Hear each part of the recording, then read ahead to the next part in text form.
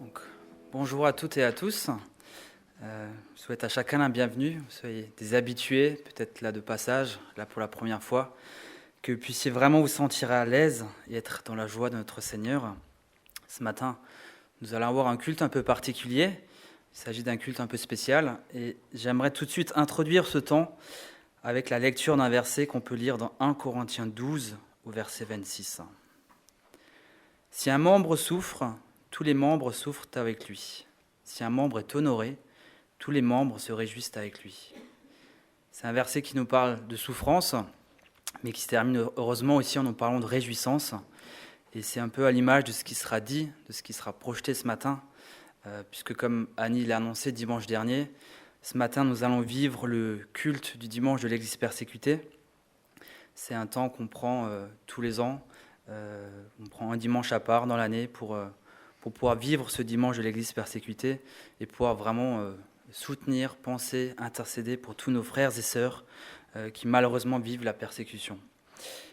Ce n'est pas juste ici à Wörth que nous vivons aujourd'hui ce temps, donc ce n'est pas spécifique à notre Église, même si nous avons vraiment à cœur de faire ça année après année. Mais voilà, c'est toutes les églises de France et de Belgique, donc je ne sais pas combien d'églises on est aujourd'hui à vivre ce temps. Mais voilà, il y a aussi cette notion d'unité, cette notion de famille autour de ce dimanche de l'Église persécutée. Lorsqu'on parle de persécution, je pense qu'il y a beaucoup de mots qui nous viennent spontanément. On peut penser à souffrance, douleur, deuil, épreuve, injustice, et bien d'autres mots encore. Mais j'aimerais pas mettre l'accent sur ces mots qui sont quand même très négatifs, mais mettre plutôt l'accent sur un mot qu'on peut aussi mettre en lien avec la persécution et qui est tellement important, c'est la notion d'unité. Et c'est aussi un peu ma prière ce matin que nous puissions vivre cette unité, qu'ensemble nous puissions unir nos voix, prier ensemble pour montrer notre soutien à l'Église persécutée. Soyons conscients que l'Église est présente partout dans le monde, même dans des endroits très reculés, et que finalement, nos frères et sœurs ont besoin de notre soutien, qui eux, font face à une oppression qui est quotidienne et qui, malheureusement, est toujours grandissante aussi. Mais voilà, en plus de prier, de penser à eux, de nous rappeler un certain nombre de choses, je pense qu'on a aussi beaucoup de choses à apprendre d'eux.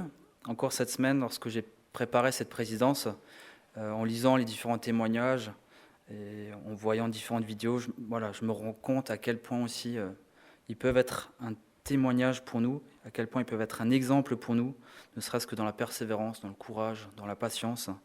Et que voilà aussi ce matin, nous puissions penser à eux, mais qu'en même temps ça puisse aussi nous faire grandir dans notre propre foi.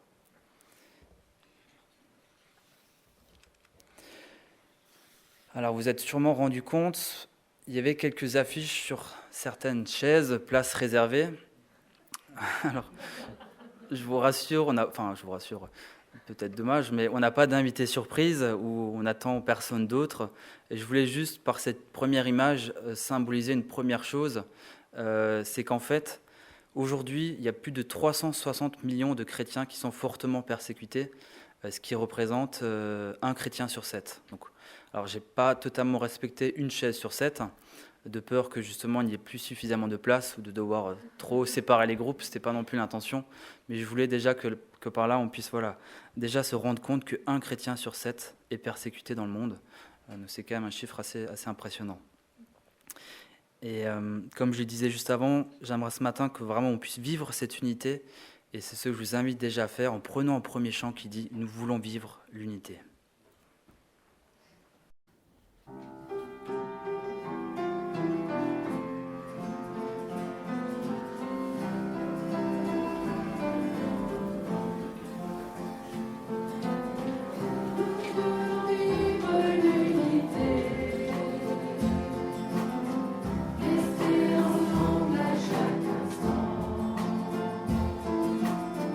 Surtout de nous séparer.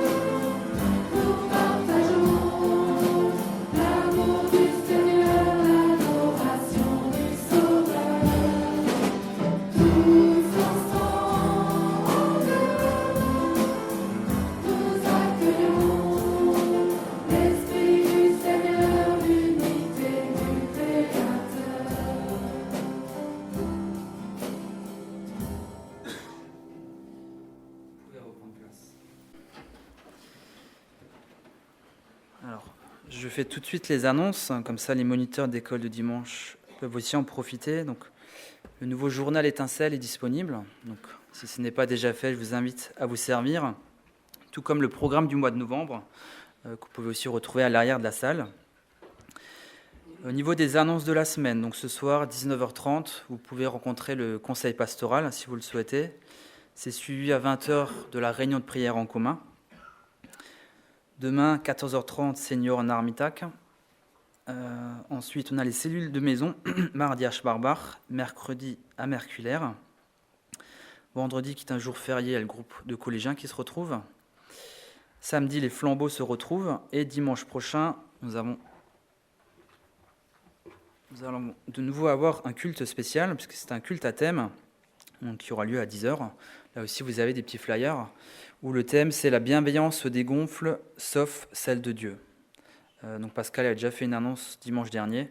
Donc là aussi, c'est vraiment l'objectif aussi, c'est de pouvoir inviter du monde autour de vous, un culte qui sera aussi un peu particulier. Voilà. Vous avez aussi le stand de livres, qui est à l'arrière de la salle. Donc là aussi, je vous invite à faire un tour, à noter les calendriers ou les livres qui vous intéressent. Le stand sera encore là aujourd'hui et dimanche prochain, donc ne tardez pas trop. Nous avons un anniversaire aujourd'hui, beau avoir Laura, qui je pense n'est pas là, Jean-Marc non plus. Non. Voilà, c'est pour les annonces. Est-ce que j'aurais oublié quelque chose ? Visiblement non. Ok. Alors, quand on parle de dimanche de l'Église persécutée, donc c'est organisé par la mission Porte Ouverte. Je pense que une grande majorité, voire quasiment tout le monde connaît Porte Ouverte, mais je vais quand même rapidement en dire deux mots, si jamais quelqu'un ne devait pas connaître, ou si quelqu'un qui regarde le culte en différé, voilà, se pose la question quand même, c'est qui Porte Ouverte ? Juste faire un petit descriptif. Donc c'est une organisation qui est non gouvernementale, qui est chrétienne, et donc bien sûr au service des chrétiens persécutés. Une mission qui a commencé derrière le rideau de fer et a été créée en 1955 par Frère André. Et elle est aujourd'hui active dans près de 70 pays dans le monde. Porte Ouverte Internationale, qu'on appelle aussi Open Doors, a le siège aux Pays-Bas. Et après, il y a Porte Ouverte France, qui a été créée en 1976. Et là, nous avons le privilège aussi d'avoir les bureaux à Strasbourg, donc le siège de Porte Ouverte France, et non loin d'ici. Quelle est la vision de Porte Ouverte ? Je l'ai déjà dit, vous vous en doutez, c'est vraiment de pouvoir fortifier cette église persécutée.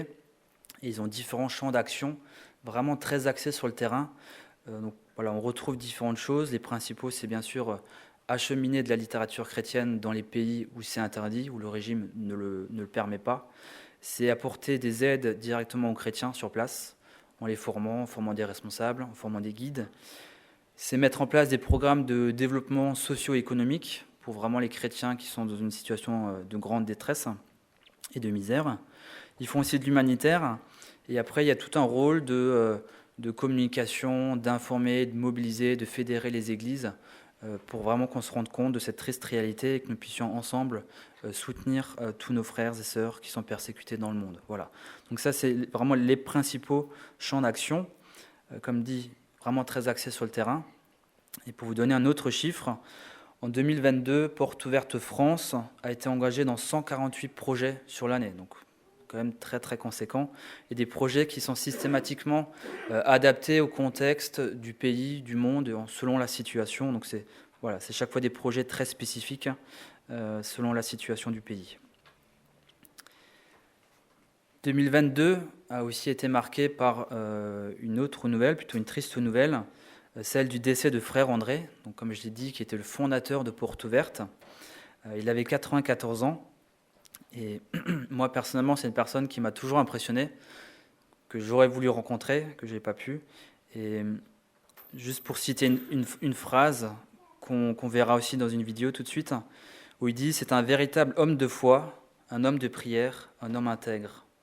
Voilà, je ne vais pas en dire beaucoup plus, puisque Roland reviendra plus en détail sur Frère André. Mais je vous propose quand même de regarder une vidéo qui montre un peu son appel et qui montre aussi le souvenir qu'il voulait laisser après son départ. Donc Jean-Paul, tu peux mettre la vidéo. That's what you think. Oh, the first trip across, you just pulled up to the border. Is that when you prayed and said, God, let this seeing not see at that time? Or was that That's what we call my smuggler's prayer when I say, Lord Jesus, when you were on earth, you've made so many blind eyes to see. Now it's the same job for you to make seeing eyes blind, but you've got to do it now. And if he doesn't, then I've had it. I cannot outsmart the custom guards. Just think, when I pull my car in there and I get out to show my papers, I've had situations where they took 4 hours to search. 2 fellows in the front of my vehicle, 2 in the rear, 2 underneath, and 2 standing there to watch the expression on my face to see if I was getting nervous. What can you do? And all the time they couldn't find the Bible? No, I've never lost one Bible in 20 years that I've done. Praise God. Oh, that's so.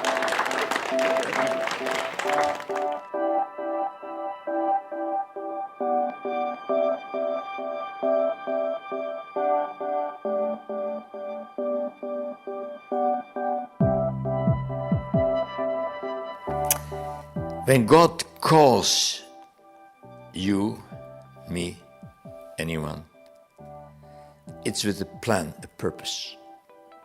He does not reveal that on the first day. If God had shown me what open doors one day would become, I would not have taken the first step. My dislike of an organization was so big, I would never have made the first step if I had known all this today. But God is gracious. He doesn't show you where you will be after 1,000 steps. God says, you take a step now, and God prepares you.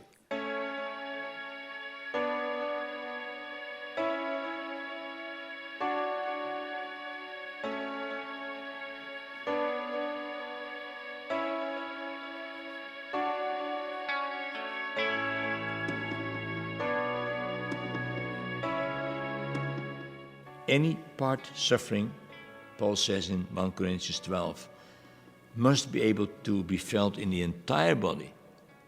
If not, and I say that to our Western believers, if we cannot feel the pain of those that are being tortured, separated, running, whatever, in that part of the world, if we cannot feel it, we should get scared that maybe I'm an artificial member. A wooden arm cannot feel pain. I don't want to be a wooden arm. I want to be alive. Means I feel pain. Because somebody is being beaten on his arm. Somebody is being beaten on the head. Someone is separated, mentally tortured. But I do know one of my, at that time, close friends. He was in a Chinese prison. He was like that, and he couldn't think anymore. He couldn't pray anymore. And he just stood there and he said, God, will you accept my standing here as an act of worship? That means your mental facilities are out of order. Nothing works anymore. Yet there is still the possibility of the unbroken communion with God, however limited, but Him depending now on your faith, on my prayer. That's how the body works. I must feel that. I must be shattered when I hear or read that. And he shared that personally. I broke down and I thought, well, how much do I try even to walk in their shoes? Am I available? Do I now walk by faith? Do I accept my responsibility? Do I take part of that burden and try to put my shoulder under their burden to lighten their burden a little bit? It's an effort. It may hurt. It may deprive me of a lot of things that naturally I would go in for, and there is a no from God. This is the way. Walk you in it. Having said all that, I realize how easy it is to talk about matters of faith. But when it comes to you, you go through it. There are times that I cannot take anymore. Times I would like to switch off the light and hide or run away. And I actually literally did that. I ran away from it. I said, I cannot. And I ran away all the way to the Sinai Mountains in Israel to be just alone And I walked and I slept on the beach and I was alone and I read the scripture and I prayed. And I had no idea what next. How can I cope with that? Psychologically, mentally, I cannot go on. It's too much. I'm crushed. And I walked on the beach there, on the Red Sea. Suddenly God spoke. What did God say? Andrew, you can give up your privileges, but you cannot give up your responsibilities. And I ran to the nearest phone and I phoned. My wife said, Corey, I'm coming home. I know it now. I can give up my privileges, but not my responsibilities. And yet it is those responsibilities that can crush you. And I have no answer.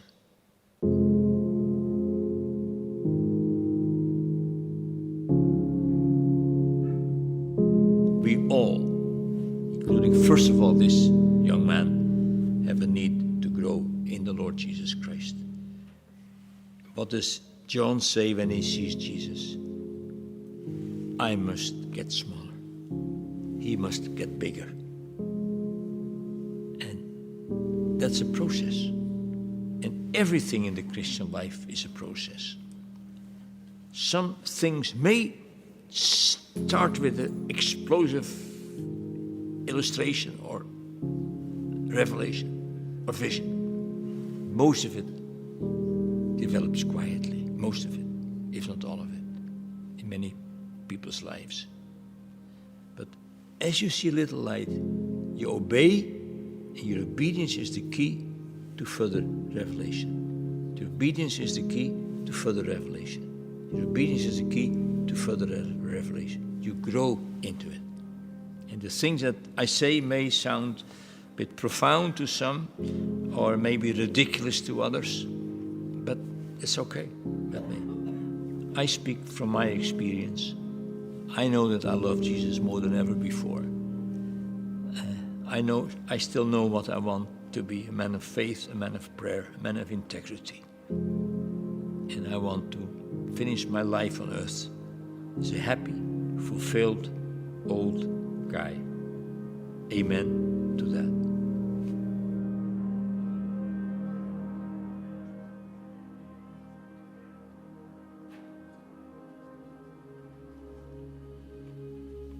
Now that I've come of age, more and more people ask, Andrew, what do you want written on your tombstone? I have options. One of them, it sounds very pious, he's not here, he's risen. Or another option is, he did what he couldn't. Or, like Oswald Chambers' gravestone, I visited that graveyard in Zaytun in Egypt. Oswald Chambers, a disciple of Jesus Christ. That gives glory to God, a disciple of Jesus Christ. Is there any further explanation needed? Is it a greater honor than to be called a disciple of Jesus Christ? That's a good option. But even then, as a disciple of Jesus Christ, the truth still stands, he did what he couldn't.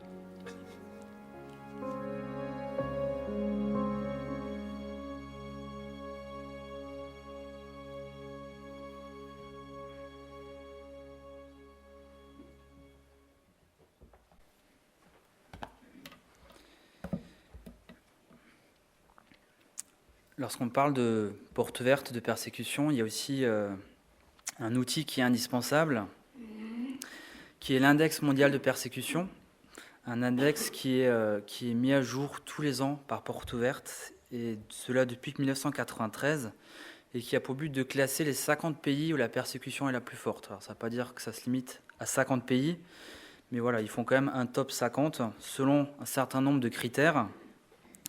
Et voilà, donc Jean-Paul, tu peux mettre l'index. Alors, on ne verra pas forcément très bien puisque ça reste très petit. Voilà, ne vous inquiétez pas si vous n'arrivez pas à lire. L'index, il est affiché à l'arrière de la salle. Alors, il y aurait aussi beaucoup de choses à dire sur cet index. Comme dit en introduction, 360 millions de chrétiens persécutés, ce qui fait un chrétien sur 7. Pour vous donner des chiffres un peu plus précis sur 2022, il y a eu 5898 chrétiens tués, donc ça fait 16 chrétiens par jour. 5100 églises ciblées et plus de 6000 chrétiens détenus. L'index montre aussi que malheureusement, année après année, cette persécution est en hausse constante. Ça fait 9 ans que la persécution ne cesse d'augmenter.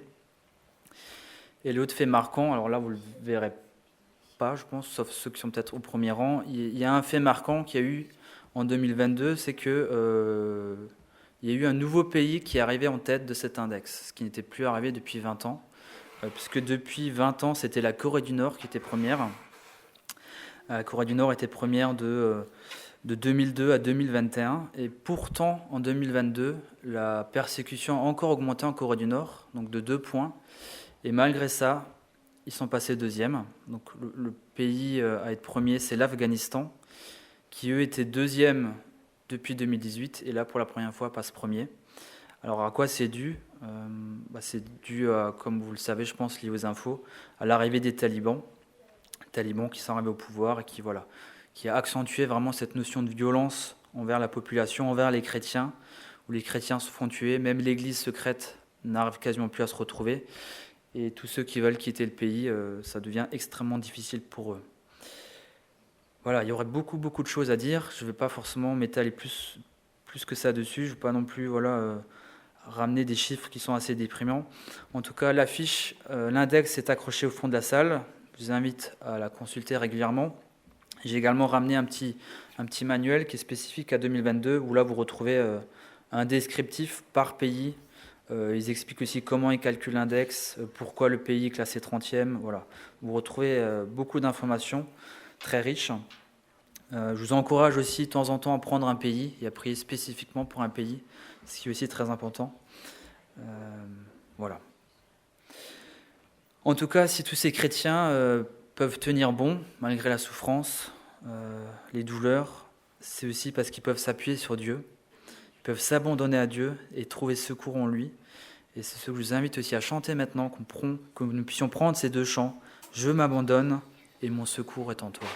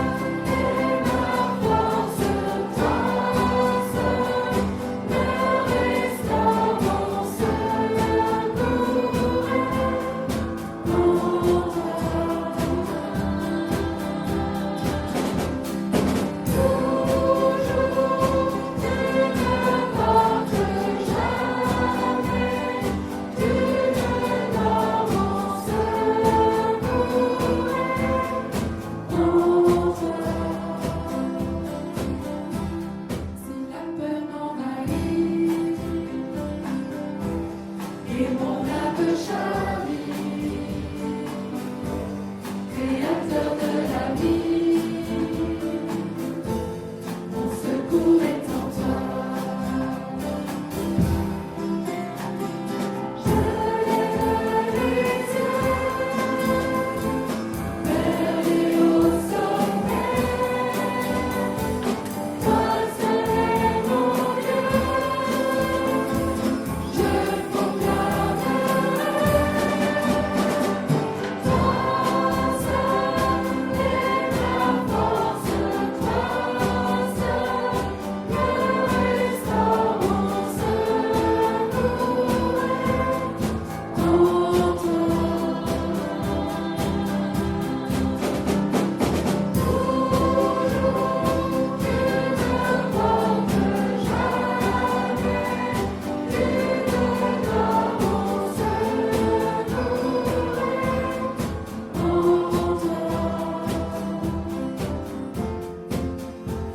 Ta victoire, mon espoir, ton chemin, mon destin, ton salut, mon refuge, tout est en toi. Ta victoire, mon espoir, ton chemin, mon destin, ton salut, mon refuge, tout est en toi. Ta victoire, mon espoir, ton chemin, mon destin, ton salut, mon refuge, tout est en toi. Ta victoire, mon espoir, ton chemin, mon destin, ton salut, mon refuge, tout est en toi.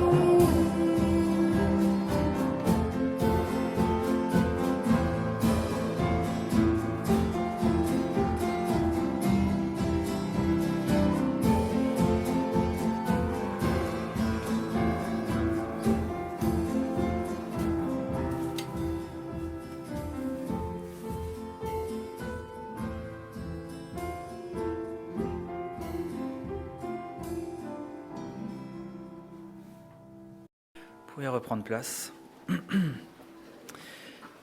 J'invite Pascal et Delia pour un partage.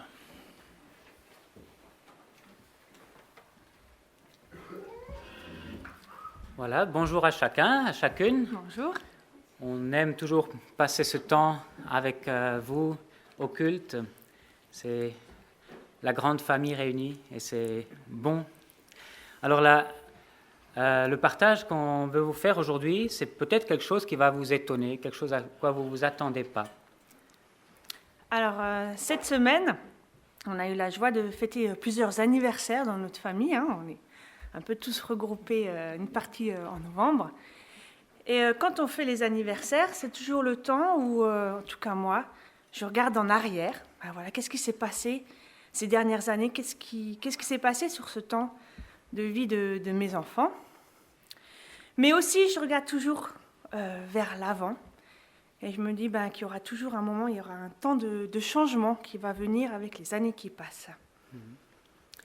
Ce qu'on vous annonce ce matin avec beaucoup d'amour, c'est qu'après un temps de prière et de réflexion, nous avons décidé qu'il y aurait un temps de changement aussi et que nous allons déménager.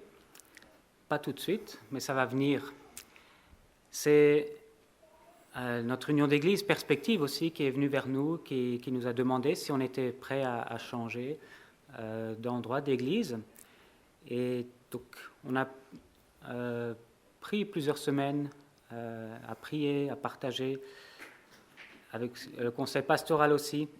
Et puis on a dit, on a donné cette réponse à Perspective, qu'on était prêt à se mettre à disposition de l'union d'église. Ça veut dire qu'on ne sait pas encore vers où on va, mais on a dit on est prêt à faire ce pas de foi et à se mettre à disposition pour être au service d'une nouvelle église. Alors, le départ sera prévu pour août 2023.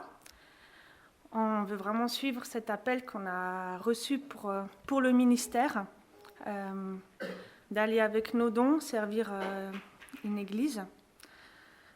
On est triste et on voudrait vraiment encore pouvoir profiter de ces mois, de cette année presque, encore ici.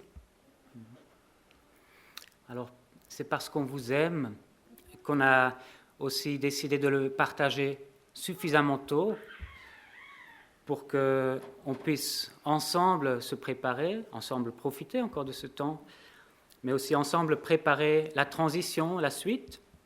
Alors nous, de notre côté, on va chercher, il y a plusieurs églises qui sont possibles, où il y a besoin d'un pasteur, donc on va de notre côté chercher où Dieu nous veut, et puis on va aussi, avec l'Église, préparer la suite pour un prochain pasteur qui sera différent, qui aura peut-être des dons dans les domaines où ce n'était pas forcément mon fort à moi.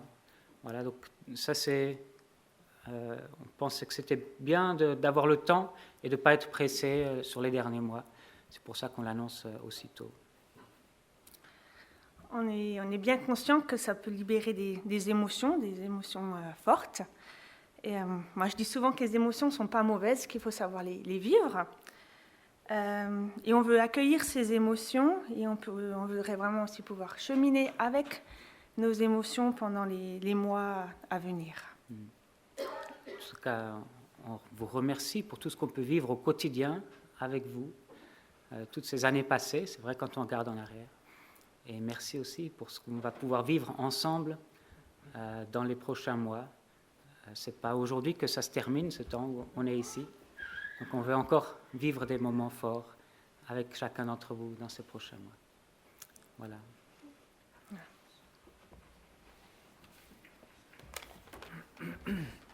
Merci pour ce partage. Ce n'est pas forcément une nouvelle simple à entendre, peut-être encore moins à accepter. Voilà, on est quand même très attachés à vous. Je pense, je parle pour tout le monde. Mais nous savons aussi que Dieu a encore d'autres projets pour vous, pour l'Église, et c'est des beaux projets. Et je pense qu'on peut déjà être reconnaissant de toutes ces belles années qu'on a pu vivre ensemble, de voir tout ce qui a pu s'accomplir, et se réjouir aussi, comme tu l'as dit, Déléa, des mois qui nous restent. Donc voilà, même si la tristesse peut prendre le dessus, soyons quand même dans la joie et reconnaissants de tout ce que nous avons pu vivre déjà ensemble. Et nous voulons aussi vous soutenir dans la prière, et pour cela, je trouve aussi important de déjà pouvoir prier pour vous. Et j'ai demandé pour cela à notre ancien président et notre nouvelle présidente de l'Église, donc à Henri et à Mélodie, de bien vouloir prier pour vous, pour l'Assemblée et pour cette phase de transition.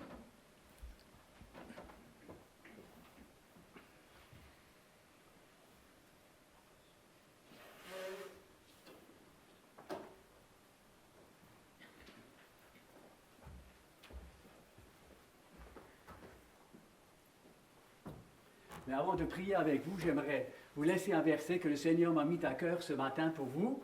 Et c'est la parole qui se trouve dans le psaume 119, le verset 105, qui est bien connu. « Ta parole est une lampe à mes pieds et une lumière sur mon sentier. » Donc ce n'est pas un phare, mais c'est une lumière sur notre sentier. Une lumière qui vous accompagnera chaque jour de cette année encore présente et pour tout l'avenir.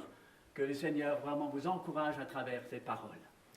Oui, Seigneur, j'aimerais te louer, j'aimerais te remercier pour ce que nous avons pu vivre et ce que nous allons encore vivre avec Pascal, Delaya et leurs enfants. Merci pour la bénédiction qui c'était pour nous, Seigneur, et je veux te prier, Seigneur, que tu les bénisses, que tu les encourages, car nous savons que le changement n'est pas toujours facile, Seigneur, c'est dur, et je pense surtout aussi aux enfants, Seigneur, bénis-les tout particulièrement, et que ce verset puisse les accompagner, à partir d'aujourd'hui, Seigneur, jusqu'à dans l'éternité, Seigneur, que tu aies la lumière sur leur sentier, Seigneur, et que tu les bénisses, que tu es avec eux. Et nous l'avons entendu, Seigneur, avant, Seigneur, dans ce témoignage, dans la vidéo, Seigneur, que tu es un Dieu formidable, un Dieu qui tient ses promesses, un Dieu qui est présent chaque jour. Et je te prie encore, Seigneur, renouvelle-les, encourage-les, aide-nous à les accompagner, à les encourager chaque jour. Que ton nom soit loué, béni et adoré à travers de leur vie. Amen. Oui, Seigneur, c'est avec le cœur triste, mais aussi avec un cœur reconnaissant que nous voulons venir à toi, comme l'a dit Henri, pour tout ce que Pascal, Dalaya et leur famille ont pu apporter, ont pu servir à l'Église pendant toutes ces années. Merci vraiment beaucoup de les avoir placés auprès de nous. Merci pour tout ce que nous avons pu vivre, ce que nous pourrons encore vivre avec eux ces prochains mois. Seigneur, j'aimerais te prier pour ce temps de transition. Je te prie pour leur démarche de recherche d'une nouvelle église, que tu puisses vraiment les conduire là où tu les as prévus, que tu puisses vraiment placer des panneaux indicateurs sur leur chemin pour qu'ils ne doutent pas, mais qu'ils voient vraiment là où est ta volonté.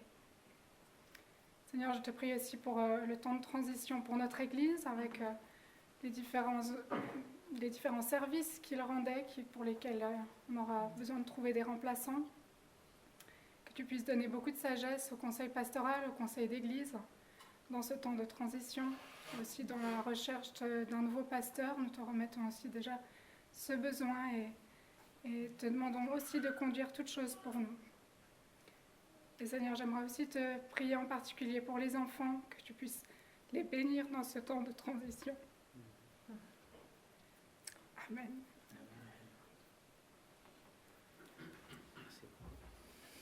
Merci.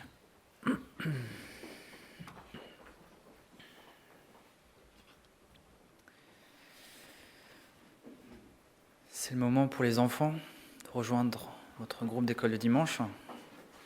Merci aux moniteurs aussi pour ce ministère.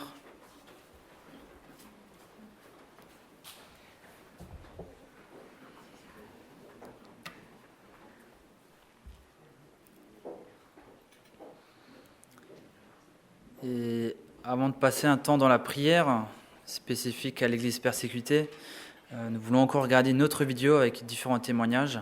Donc voilà, Jean-Paul, tu peux mettre la deuxième vidéo.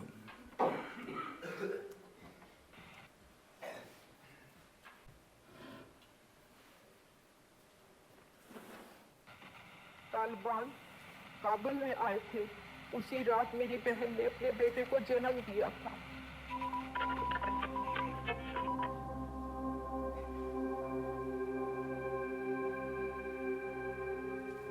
लोगों की छोटी छोटी बच्चियों से शादियां कर रहे हैं, वही उसे कत्ल कर देते हैं, जैसे उनका खानदान। पता नहीं इस दिन ये हमारे दरवाजे पर आ जाएंगे। ऐसे वक्त में मैं सोच कर भी हवास पाख्ता हो जाती हूँ। ऐ मेरे रब, 3 रोज से एक ही दाल की कटोरी पे मेरा पूरा खानदान गुजारा कर रहा है। डर लगता है कि उन लोगों के आने से पहले कहीं भूख ही ना हमें मार दे। बेचारे का क्या मुस्तकबिल होगा, ना अपने मजहब को समझ सकेगा, ना औरत की इज्जत को। हाय वो छोटा सा बच्चा, उसके मुस्तकबिल में अभी बहुत कुछ पड़ा है। उसी ने हमें बेशक मुश्किलें बर्दाश्त करने को बुलाया है। जब उन्होंने मसीह को नहीं छोड़ा तो हमें कैसे छोड़ेंगे।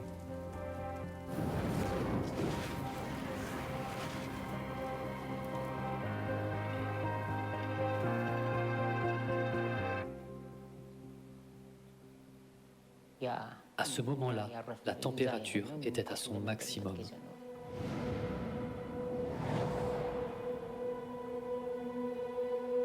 Je vous dis la vérité, plus que le manque de nourriture et d'eau, le plus grand défi était le climat. C'était un désert comme le Sahara, difficile d'y survivre.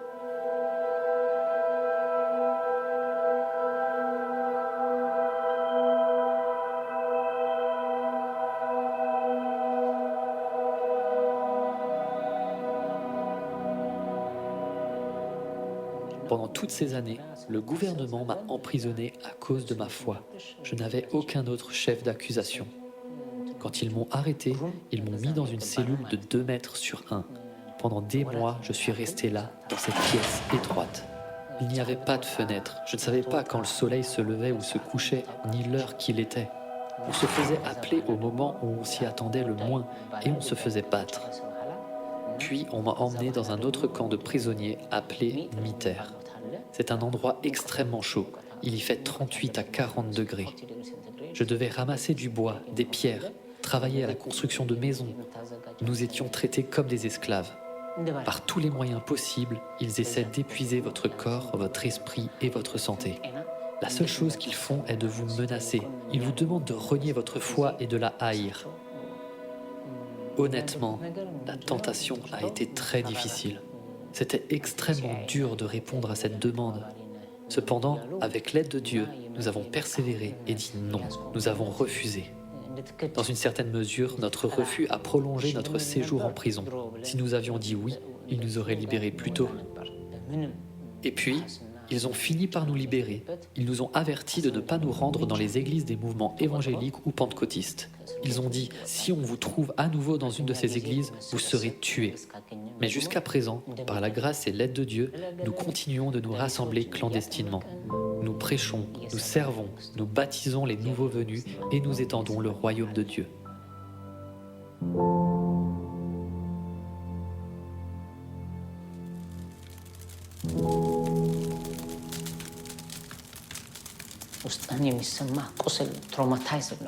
La douleur que vous subissez vous traumatise. Toutes vos pensées sont anxieuses. C'est ça la vie en prison. Quand nous étions dans cette souffrance, nous cherchions vraiment la face de Dieu. Nous prions. Parmi les quelques moments heureux de mon séjour en prison, il y a eu ceux où j'ai parlé à des frères qui ont accepté le Seigneur. Il y a même eu des gardes qui ont accepté le Christ au cours des conversations que nous avons eues. Ce sont mes meilleurs moments. C'est pour le Christ que je vis.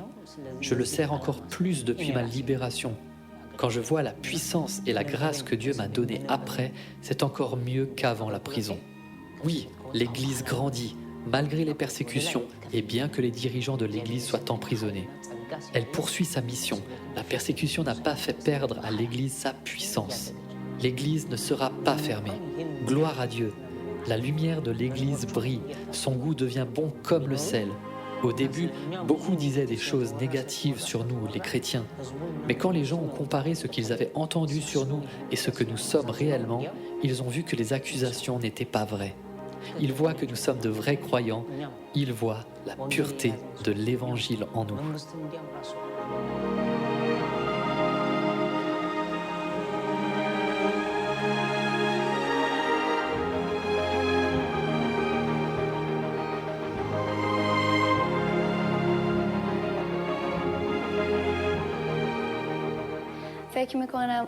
Je ne sais pas pourquoi Dieu a permis ça, mais je sais qu'étrangement, ça a renforcé notre foi.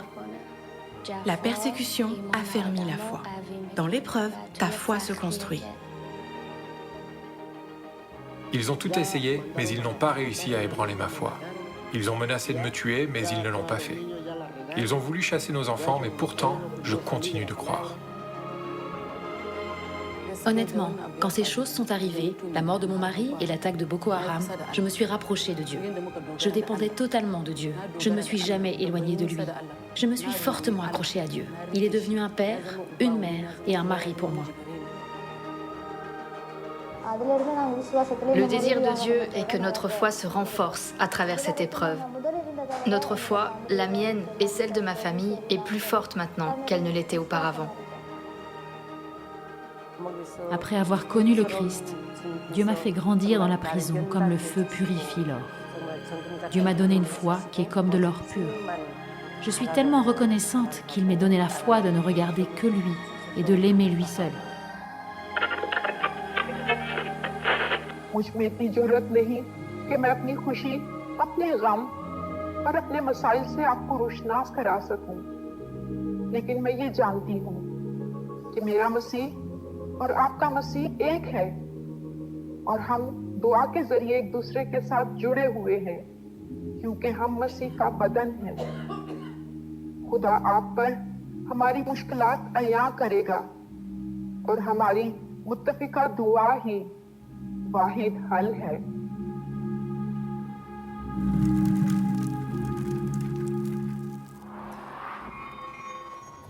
Voilà, nous avons entendu pas mal de choses déjà.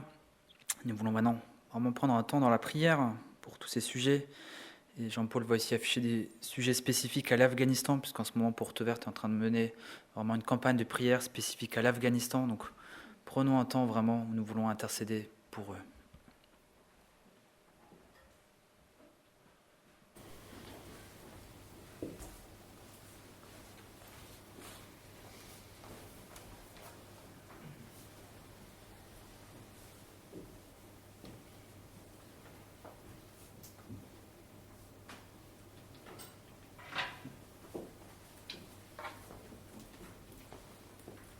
Dieu Tout-Puissant, Créateur du ciel et de la terre, j'aimerais te demander pardon.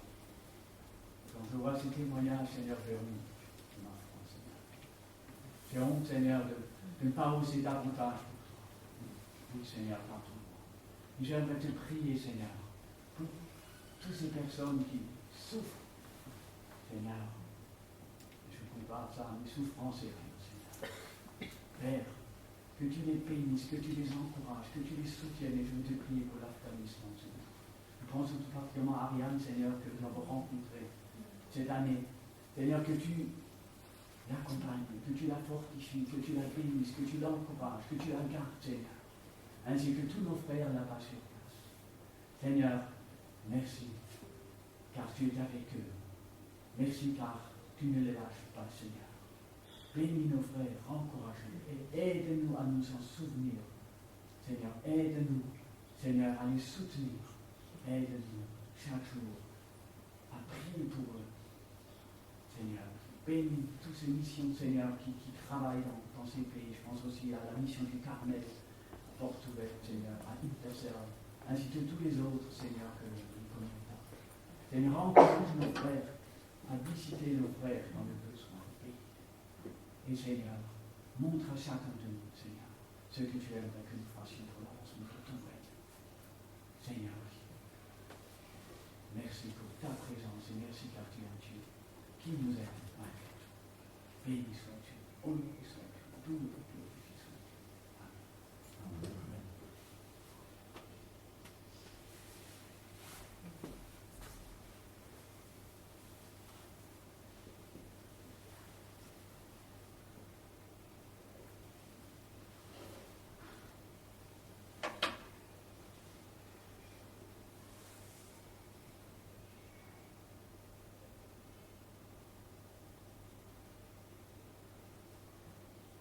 Seigneur, pour ces témoignages que nous avons pu entendre ce matin.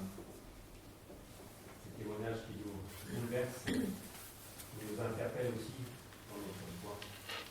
Je veux te remercier, Seigneur, pour mes frères et sœurs qui tiennent bon, qui jour après jour s'accrochent à toi et s'appuient sur toi.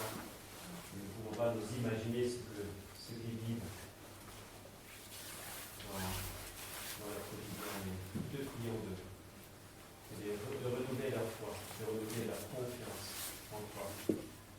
Rappelle-leur aussi cette espérance qu'ils ont en toi, afin de pouvoir tenir ferme jusqu'au jour. Merci pour leur exemple de foi, de persévérance. Que nous puissions, à travers de leur exemple, se servir d'une manière plus généreuse, que notre foi puisse grandir au travers de notre témoignage et que nous puissions te servir là où tu nous appelles à te servir pour être tes disciples, parce que tu souhaites que nous soyons tous tes disciples. Merci Seigneur de prendre soin de nos frères et sœurs, de les bénir encore malgré ces persécutions qu'ils ont. À toi la gloire, à toi l'honneur. En ton nom Jésus, je prie.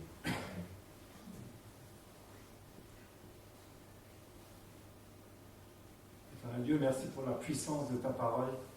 Merci pour la puissance de ton esprit, Seigneur, qui travaille dans le cœur de nos frères et sœurs qui sont persécutés. Seigneur, je prie que ta paix, Seigneur, puisse envahir leur cœur.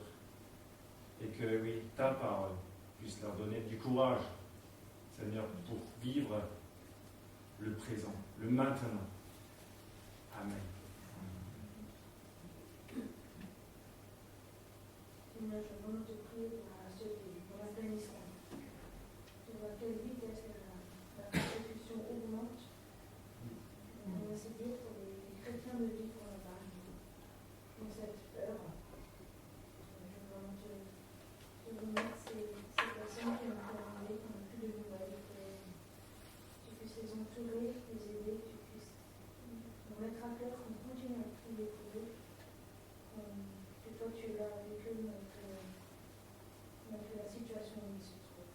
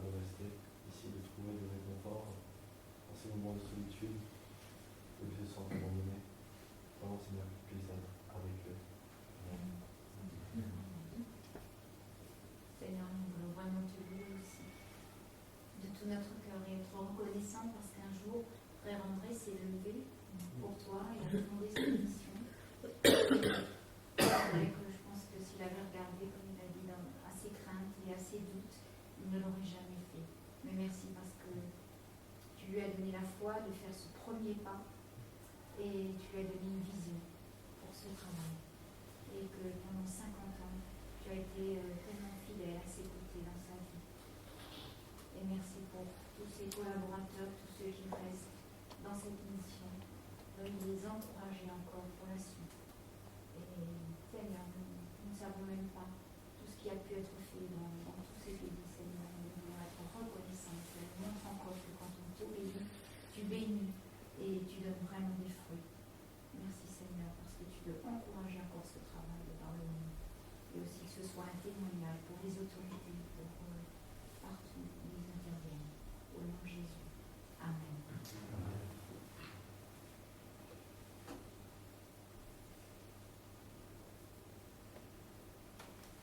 Seigneur Jésus, tu nous demandes de prier pour ceux qui persécutent. C'est tellement difficile, c'est tellement contre nature, mais nous voulons le faire. Nous voulons prier, Seigneur, pour tous ceux qui persécutent nos sœurs et nos frères dans le monde, en Afghanistan, les talibans, l'État islamique, partout où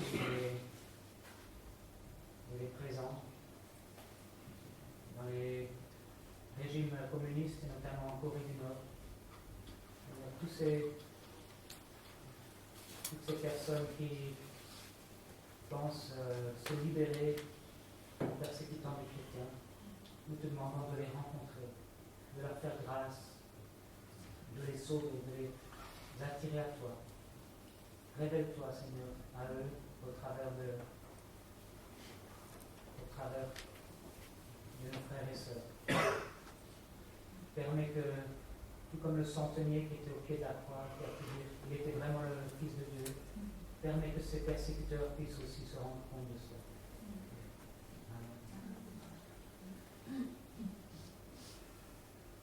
Et Seigneur, je pense aussi surtout à ceux qui sont emprisonnés, isolés, complètement séparés de l'extérieur. Seigneur, permets qu'ils ne se sentent pas oubliés, qu'ils ne se sentent pas abandonnés. Et Seigneur, donne-moi vraiment cette certitude que les gens de Parlement français prient pour eux. Que toi tu es avec eux, qui ne sont pas oubliés, et qui sont aussi même du côté du mal. Seigneur, donne-leur vraiment de persévérer, de rester ferme dans la foi, de ne pas abandonner, de ne pas céder à cette tentation de ne pas abandonner. Et Seigneur, je prie garder les yeux levés vers toi. Et donne-moi cette force de continuer à croire.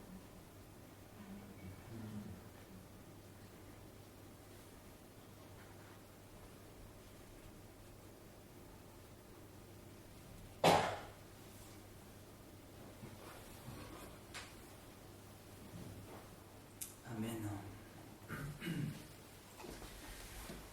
Je laisse la place à Roland pour le message.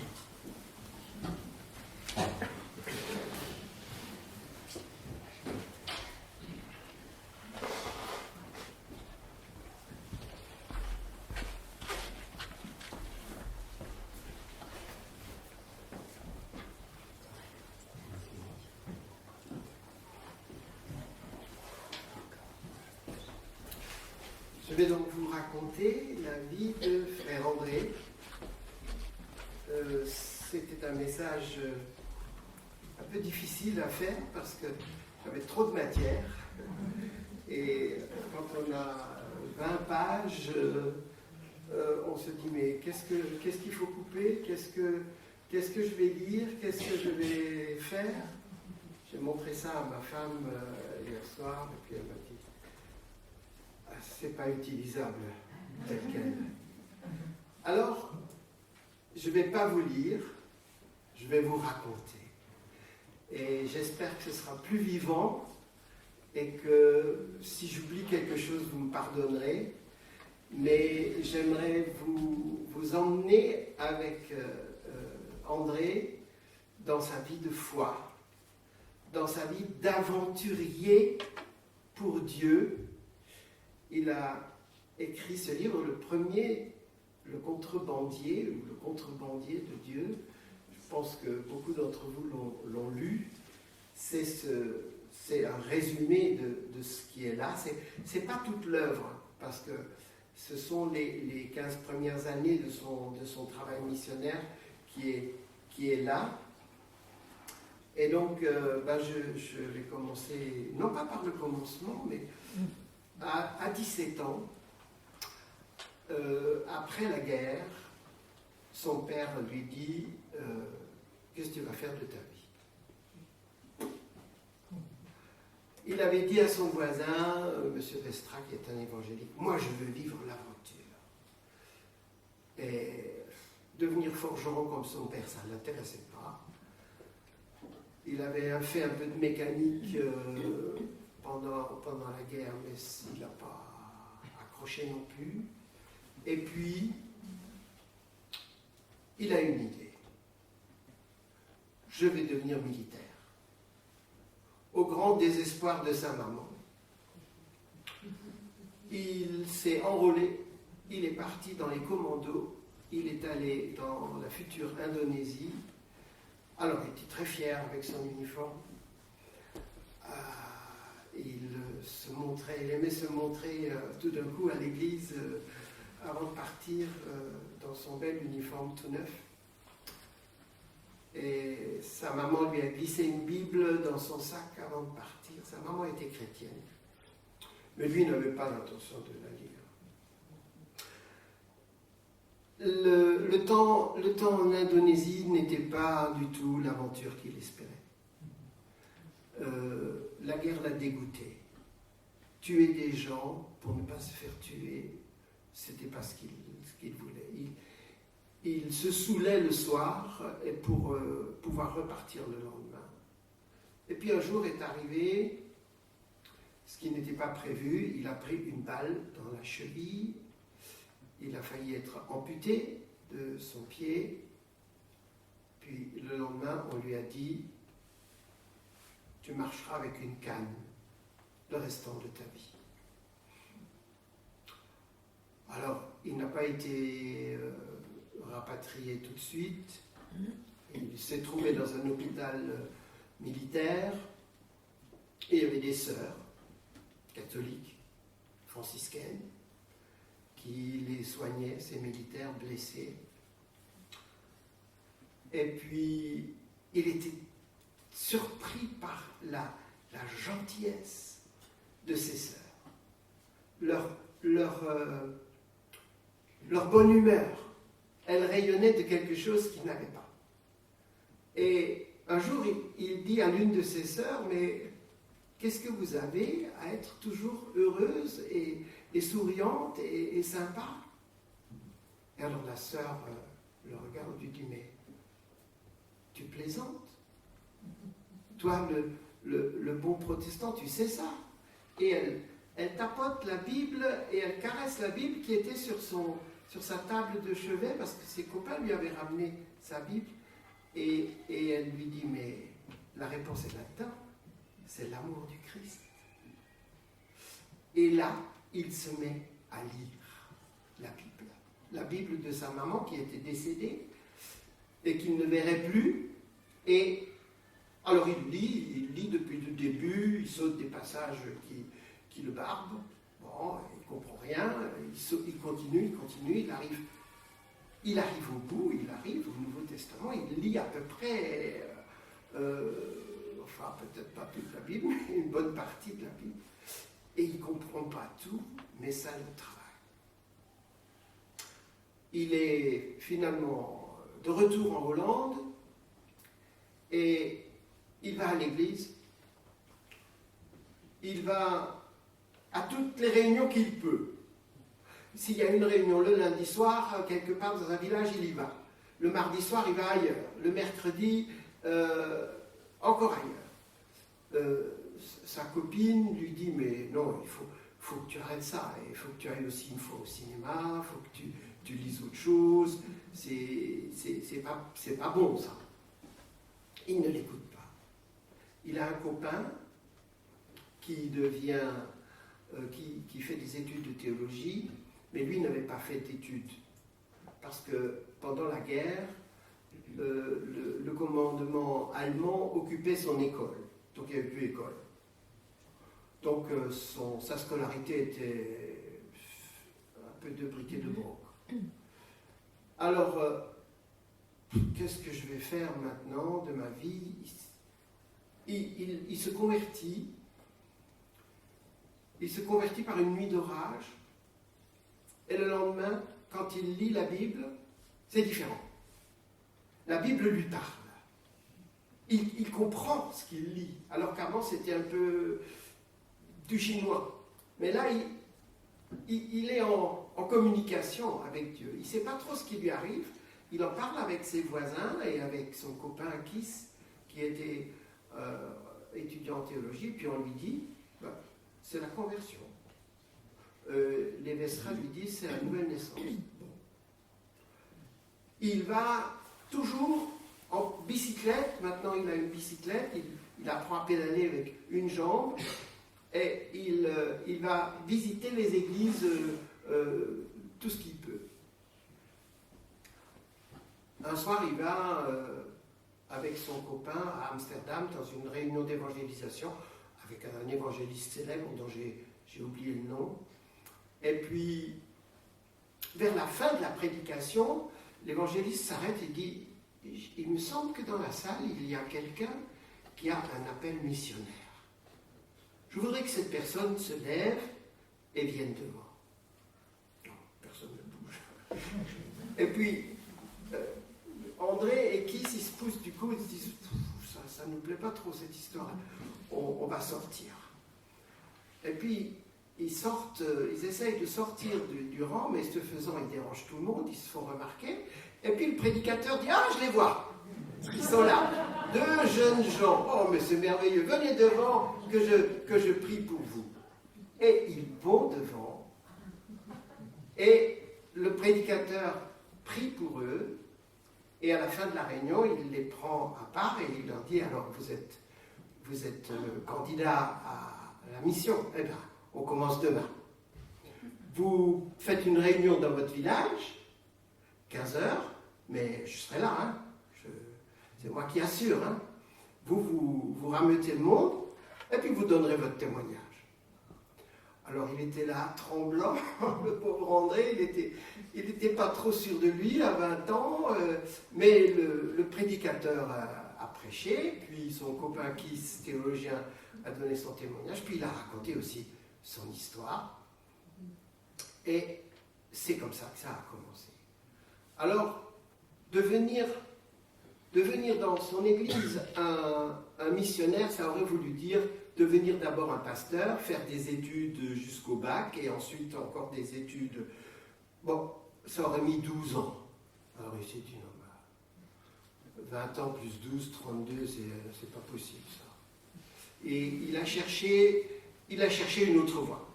Et il a trouvé une école en Angleterre, la WEC, l'école était en Écosse, où il y a une formation en 2 ans, une formation théologique le matin et pratique l'après-midi, une formation gratuite en plus, et la philosophie de cette école, c'était d'envoyer des gens dans des lieux différents, pas classiques, voilà.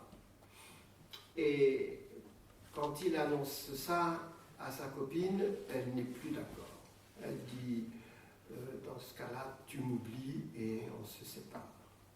Bon, c'est quand même dur. Puis ensuite, il avait commencé à apprendre l'anglais avec son institutrice.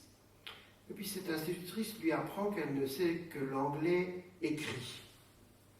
Qu'elle n'a jamais été en Angleterre et qu'elle n'a jamais parlé avec des Anglais. Elle n'a qu'une connaissance livresque de l'anglais. Donc, il avait appris un anglais que peut-être personne ne comprendrait. Et alors, il se met à douter. Il se dit, mais qu'est-ce que je vais faire? Et il sort, il se promène, il prie, il demande à Dieu de l'aide. Il dit, Seigneur, mais tu vois, je boite, je ne sais pas vraiment l'anglais, ma copine m'a lâché. Et puis, il a reçu encore un message de Londres, du bureau central de la WEC. On ne peut pas vous prendre. Il n'y a pas de place cette année. Essayez l'année prochaine. Et alors, il est complètement dans le doute, mais il sent qu'il doit dire oui à Dieu. Il se lève et il dit, Seigneur, où tu veux, quand tu veux, et pour ce que tu veux, j'avance avec toi. Et il avance un pied pour montrer qu'il est d'accord, et en avançant son pied est guéri. Et il n'a plus mal, et il peut marcher, il peut sauter, il peut courir. Le soir, il va à l'étude biblique à 6 km sans besoin de canne, sans rien, et il est guéri, tout le monde s'étonne de le voir comme ça. Et ensuite, il part. Il part pour l'Angleterre, où personne ne le comprend. Il se rend à la WEC, au bureau central de la WEC. Quelqu'un qui parle un peu le néerlandais, lui dit, mais il n'y a pas de place à l'école en ce moment, mais bon, puisque tu es là, est-ce que tu sais peindre? On aurait besoin que la façade soit repeinte. Il dit, oui, je sais peindre. Et il fait de la peinture pendant 2 mois à Londres, et forcément, il apprend un peu l'anglais, hein, l'anglais parlé. Voilà. Puis un brave homme lui propose de l'héberger pendant quelques temps, et là, il se rend utile. Et comme sa maman était souvent malade, à la maison, il devait tout faire, les enfants. Enfin, il devait faire beaucoup. Il a appris à cuisiner, il a appris à faire la lessive. Et alors, comme il était chez ces gens et qu'il n'avait rien à faire, ben, il a commencé par récurer, par nettoyer, par faire la lessive et par préparer le repas du soir. Et puis alors, les gens étaient tellement contents qu'ils ont dit, tu peux rester tant que tu veux.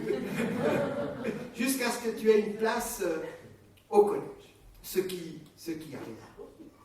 Donc il est parti à Glasgow, il a fait ses 2 années d'études, et là, au bout de ces 2 années, il est tombé sur une brochure émanant d'un groupe communiste de Varsovie qui disait, vous êtes invités à un festival de jeunesse. Le mot communiste n'y était pas, hein, mais ça se comprenait.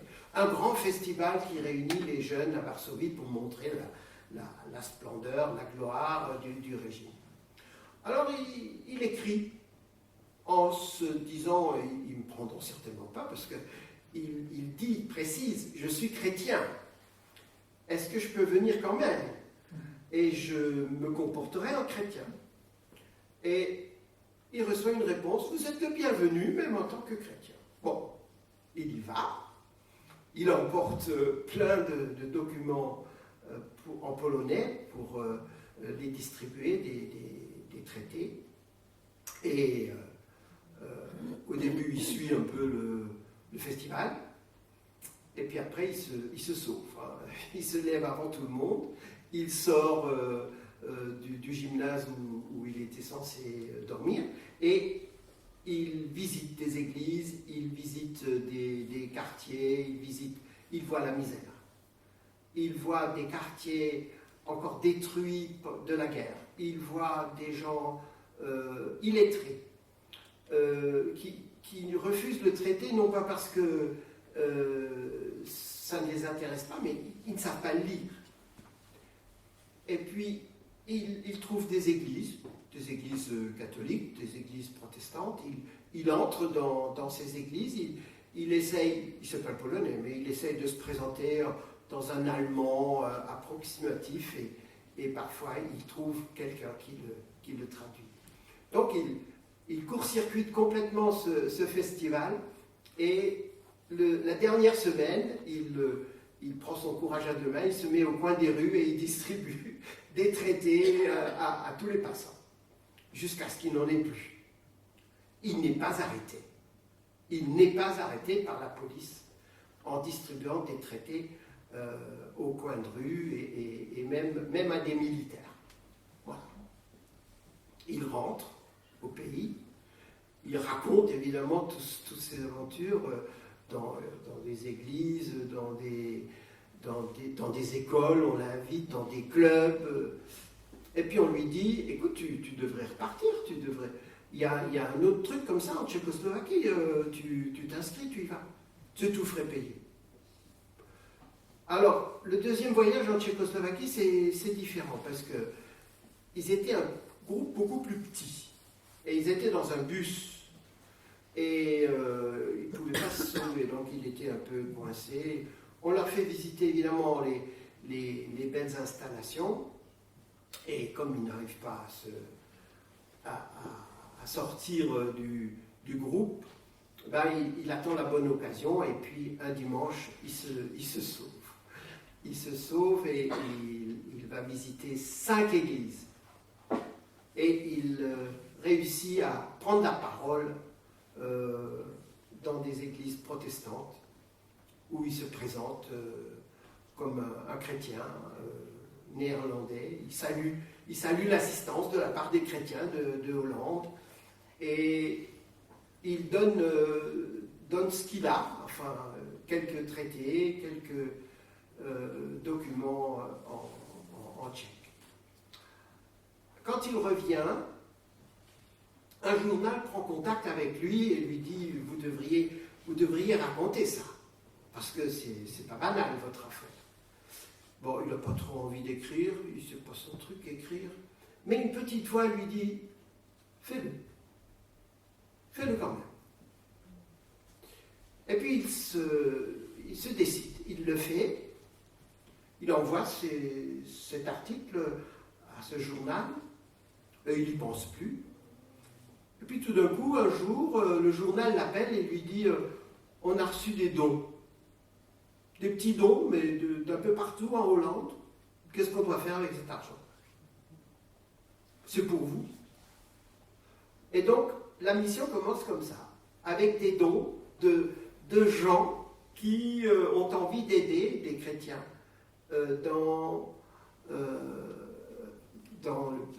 derrière le rideau de fer. Des chrétiens le contactent et lui disent André, tu dois apprendre à conduire une voiture. Moi, conduire une voiture, ça ne me servira à rien, j'ai pas de sous, nous sommes une famille pauvre, je n'aurai jamais de voiture. Tu dois apprendre à conduire une voiture. Au bout d'une semaine, il n'a toujours pas pris de leçon, et cette personne revient et lui dit, je te montre, tu dois conduire une voiture. Et il apprend à conduire une voiture un peu malgré lui, voilà. Il va recevoir une voiture. Son voisin évangélique change de voiture et lui dit André, nous avons tu dois passer chez nous, prendre les clés. Quelles clés? Ben, les clés de la Volkswagen. Nous avons une voiture pour toi. Tu as besoin d'une voiture. Il reçoit une Volkswagen presque neuve, une coccinelle, hein, que vous avez vue. Tu peux montrer une image peut-être de cette coccinelle? Et alors, il va organiser son premier voyage en Roumanie, où il emporte des traités et des Bibles, il les cache. Comme vous avez vu tout à l'heure, il fait la prière du contrebandier. Dans le dernier village autrichien, il s'arrête et il dit « Seigneur,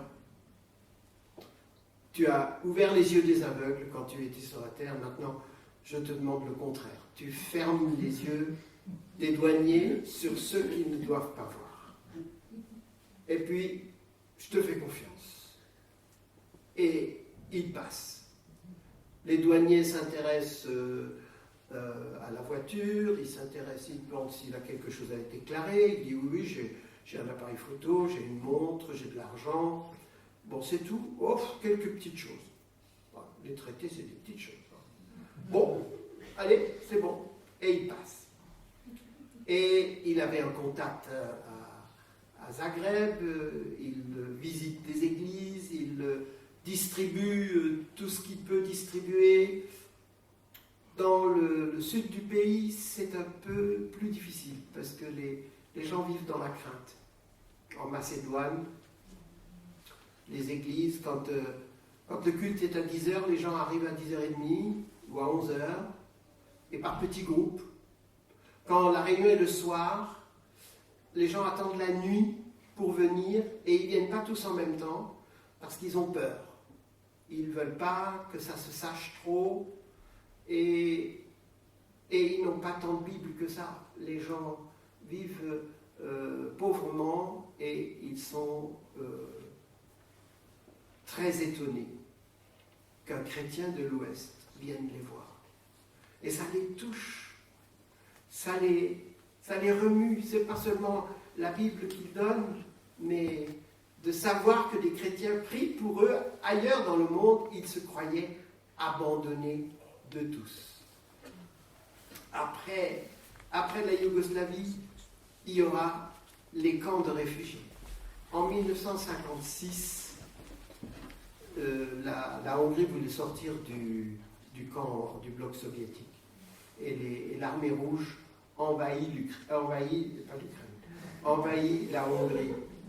Et c'est un exode massif de gens de l'Est vers l'Autriche, vers l'Allemagne, vers Berlin-Ouest, et pas seulement des Hongrois, aussi des Yougoslaves, des Tchèques, des Allemands, fuient parce qu'ils craignent un renforcement de la terreur communiste.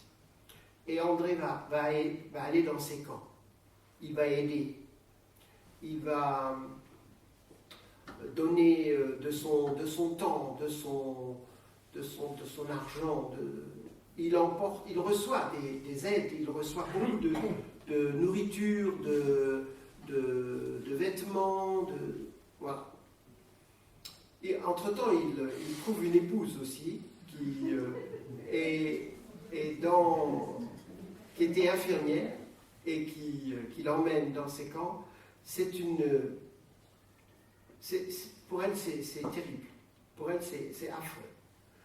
Quand elle voit toute cette misère, la tuberculose, vraiment une misère morale, une misère physique, une misère sanitaire. Et puis, André a l'idée d'aller en Allemagne de l'Est. Mais Cory, sa jeune épouse, lui dit non, moi je suis plus utile dans le camp. Je reste. Toi, tu peux aller et puis tu te retrouveras après. Il va en Allemagne de l'Est, il demande un visa, il l'obtient. Et alors en Allemagne de l'Est, c'est curieux, il n'y a pas de persécution visible de l'Église. Les églises sont ouvertes, les gens y vont, ils ont des Bibles. Mais le système était pervers, vous allez voir. L'État, le gouvernement, organise à 14 ans, à l'âge où les jeunes protestants font la confirmation, ils organisent une fête parallèle, la Jugendweihe, qui est une sorte de consécration de la jeunesse au mouvement communiste, avec cérémonie, avec repas, avec cadeaux, et comme les gens étaient pauvres, eh bien, ils acceptent. Parce que c'est aussi encouragé par l'école, par les instituteurs. Et donc, les enfants à 14 ans, ben, vous savez, la confirmation, c'est parfois plus une histoire de cadeau qu'une histoire de Dieu. Hein. Et ils essayent de jouer sur les deux tableaux, mais bon, c'est pas toujours possible. Il y a des églises qui les refusent lorsqu'ils ont fait la Jugendweihe. D'autres entrent dans le compromis et disent, écoute, tu as fait la Jugendweihe, tu viendras l'année prochaine pour la confirmation, éventuellement.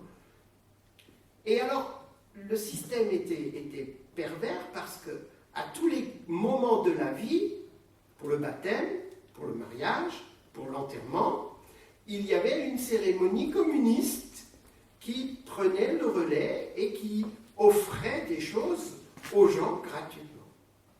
Et donc, les églises voyaient diminuer leurs ouailles, voyaient diminuer le nombre de jeunes surtout, et les églises étaient souvent rempli de vieux, et les jeunes étaient ailleurs. Voilà. Que ce soit l'Allemagne de l'Est, la Yougoslavie, la Tchécoslovaquie, chaque pays avait un autre système, un autre mode de fonctionnement par rapport à la religion dominante ou par rapport aux traditions. Mais partout, on a essayé de brimer l'Église. En Hongrie, par exemple, il trouve un magasin de Bibles. Il s'y rend, il veut acheter une Bible, on lui dit elles sont épuisées. On pouvait acheter tout ce qu'on voulait, des chapelets, des bibelots, des images pieuses, mais pas de Bible. Les Bibles sont épuisées. Il y a une nouvelle édition qui est en fabrication, mais bon, elle n'est pas encore sortie, donc il faut attendre. En fait, on privait les chrétiens de cette façon. Et donc, André continue de visiter de plus en plus de pays. Il fait le tour et il n'a qu'une idée, c'est d'aller dans le cœur du système, c'est d'aller en Russie. La Russie n'était pas ouverte comme la Yougoslavie ou comme on pouvait aller en Tchécoslovaquie ou en Allemagne de l'Est. La Russie était longtemps fermée. Et là, tout d'un coup, les visas sont possibles sans guide. C'est-à-dire qu'avant, on pouvait aller en Russie, mais avec un groupe et un guide russe, communiste, qui vous emmenait précisément dans des endroits où il voulait. Et là, à partir de 1957, le pays s'ouvre et il est un des premiers à entrer avec des Bibles en Russie. Il avait trouvé un collaborateur qui était un solide gaillard de 80 kilos qui savait prêcher dans les camps à 500 personnes à la fois, même sous la pluie. Il a dit ça, c'est un bon gars pour nous. Seulement, il n'avait pas le permis de conduire. Il a dit, bon, il apprendra. Et puis, il le laisse conduire en Pologne, sur l'autoroute, sauf qu'à un moment donné, l'autoroute était interrompue, il fallait descendre, il fallait remonter, et là, c'est bing, avec la voiture qui était devant. Police, police! Police, a dit l'autre. Avec un chauffeur qui n'a pas de permis, puis avec une cargaison de Bible, ils étaient bien. Et c'est là qu'il comprend pourquoi il s'est trompé en faisant le change avec les zloty polonais. Il en avait beaucoup plus que prévu. Alors il ouvre son portefeuille et puis il lui donne 5000 zloty. Police, police! 6000, 7000, 8000, 9000. Allez, 9000, ça va. Encore un? Et il lui donne 10 000 zloty et l'autre dit pas de police. C'est bon. Et donc ils peuvent continuer leur périple et ils vont à Moscou. Ils ont plus de 100 Bibles cachées, pas dans la Volkswagen, dans une Opel. Et ils entrent dans une église baptiste où ils n'avaient pas de contact. Ils emportent une Bible avec eux. Et puis quand le culte est terminé, Rolf et lui, ils cherchent la personne à qui il faut donner cette Bible. Et ils voient tous les deux, en même temps, la même personne, une personne qui cherche aussi. Et cette personne, c'était un Allemand de Sibérie qui avait fait 3200 kilomètres parce que Dieu lui avait dit dans une vision, tu vas aller à Moscou, dans l'église baptiste, tel jour, où tu trouveras une Bible. Il était le responsable d'une petite communauté de 50 personnes qui n'avaient pas de Bible. Et André lui dit, tenez, nous avons fait 3200 kilomètres dans l'autre sens. pour vous donner aujourd'hui cette Bible. Le lendemain, ils reviennent dans cette église avec 4 Bibles. Et ils attendent un moment parce qu'il n'y avait personne. Puis le pasteur se présente et le pasteur prend ces 4 Bibles, il est très reconnaissant. Et là, André lui dit, on en a d'autres. Ah bon? Combien vous en avez? Plus d'une centaine. Le pasteur est effrayé. Effrayé! Il craint les autorités. Mais il donne à André une adresse et un autre nom, un contact. Et ils vont faire cet échange de voiture à voiture, pas loin de la place Rouge, dans une petite ruelle, sous le nez à la barbe des autorités soviétiques. Une autre fois, aussi en Russie, ils ont aussi un chargement de Bible énorme. Et là, ils ne savent pas où aller. Et surtout, leur Bible n'était pas dans la bonne contenance qu'il fallait pour le transportement. Et là, il y a eu tout d'un coup une pluie, un orage et une pluie formidable. Et ainsi, ils ont pu réorganiser leur chargement. Et ensuite, ils se sont rendus sur une place d'un supermarché, d'un centre commercial, où il y a beaucoup de gens qui chargent et qui déchargent. Et donc là, ils ont pu décharger et transborder les Bibles assez facilement. En 5 minutes, tout était fait. Frère André, un homme de foi, un homme qui avait une vision pour Dieu, un homme qui cherchait l'aventure et qui l'a trouvé, qui a été servi dans sa vie d'aventure. Il avait une vie comme personne. Ensuite, il a voyagé un peu partout. Il est allé au Liban, il est allé en Chine. Son premier voyage en Chine a été pas un désastre, mais aucune Bible de prise. Personne n'en a voulu. Aucune église, aucune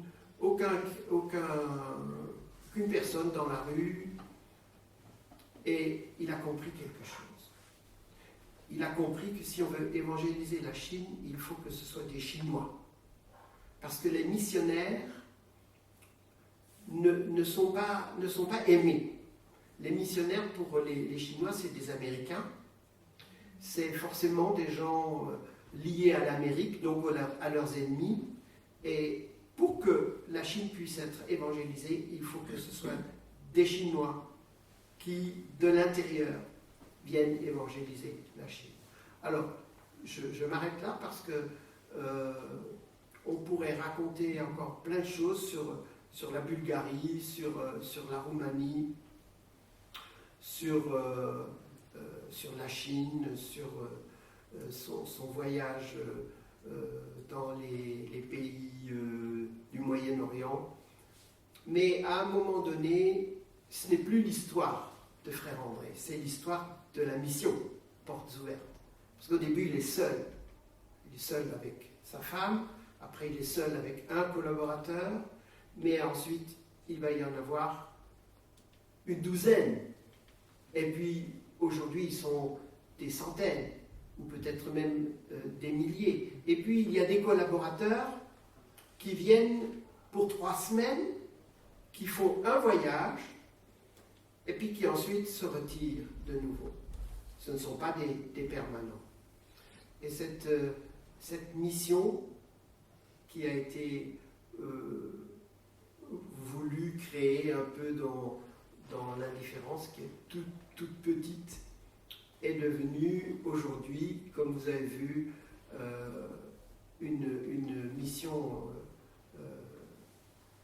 formidable pour le soutien des chrétiens persécutés dans le monde. Voilà, j'espère ne vous avoir pas trop lassé avec mon histoire. Est-ce qu'on a montré toutes les images? Oui. T'es bien. Je les ai pas vus.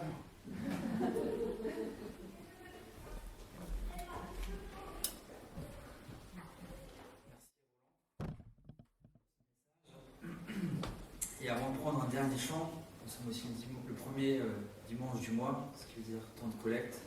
Et le temps de collecte est justement pour portes ouvertes. Donc, j'ai invité David et Jérémie à faire passer les corbeilles.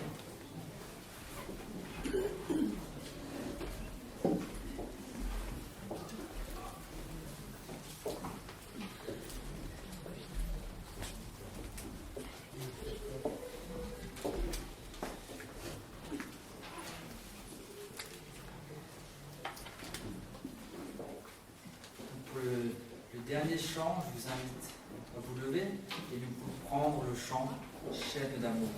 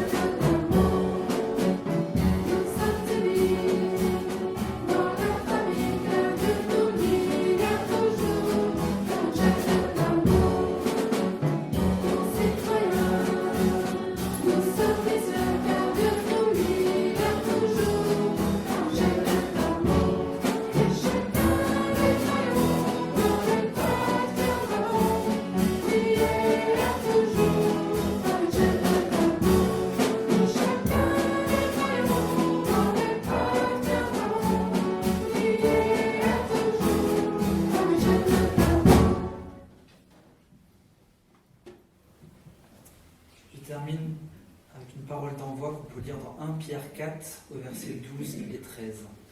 Bien-aimés, ne soyez pas surpris, comme d'une chose étrange qui vous arrive, de la fournaise qui est au milieu de vous pour vous éprouver. Réjouissez-vous au contraire de la part que vous prenez aux souffrances du Christ, afin que vous soyez aussi dans la joie et dans l'allégresse lorsque sa gloire apparaîtra.